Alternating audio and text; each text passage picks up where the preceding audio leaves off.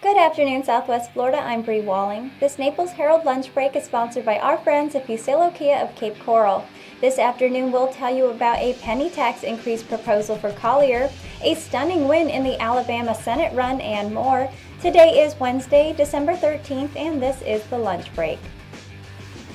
The Collier County Commission set the table for a possible tax increase by voting to approve a referendum that would be held on November 6th of next year. Voters would be asked to approve a 1-cent sales tax that would last 7 years and be used to fund a variety of infrastructure projects. The plan was initially suggested by the Naples Chamber of Commerce, who were looking for ways to help the county raise funds for mental health, affordable housing, and workforce training.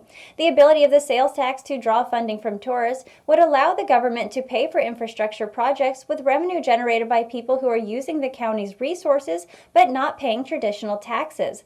The tax would bring in an estimated $70 million annually, $10 million of which would be split between the cities in the county.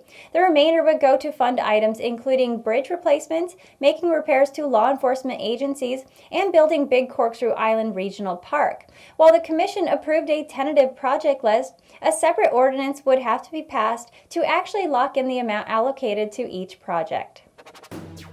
In a stunning victory aided by scandal, Democrat Doug Jones won Alabama's special Senate election, beating back history and embattled Republican opponent and President Trump, who urgently endorsed GOP rebel Roy Moore despite a litany of sexual misconduct allegations.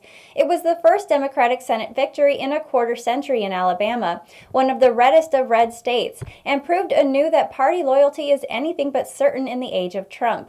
Moore, meanwhile, refused to concede and raised the possibility of a recount during a brief appearance at a somber campaign party. From the White House, Trump tweeted his congratulations to Jones on a hard-fought victory, but added pointedly that the Republicans will have another shot at this seat in a very short period of time. Jones takes over the seat previously held by Attorney General Jeff Sessions, and the term expires in January of 2021. The victory by Jones, a former U.S. attorney best known for prosecuting 2 Ku Klux Klansmen responsible for Birmingham's infamous 1963 church bombing, narrows the GOP advantage in the U.S. Senate to 51 to 49. The Goonies was one of my favorite movies as a kid, and now Chunk, Mikey, Mouth, and Data are all headed to the prestigious National Film Registry, along with a sinking ship, some baseball ghosts, and an unrelenting New York cop. The Library of Congress announced today that the films The Goonies, Titanic, Field of Dreams, and Die Hard are among the 25 movies tapped for preservation this year. The library selects movies for preservation because of their cultural, historic, or artistic importance.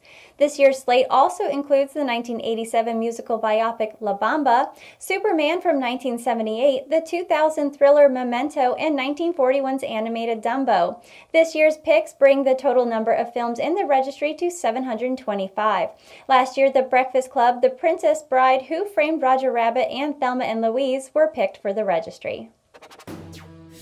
And that was the lunch break for today. I'm Bri Walling. For your twice daily news fix, head over to the Naples Herald YouTube channel and subscribe. Leave us a comment to let us know your thoughts on the news or what you'd like to hear about. The lunch break airs Monday through Friday at 12 p.m. And don't forget to check out our morning report that also airs Monday through Friday at 9 a.m. Thank you for watching. We'll see you tomorrow.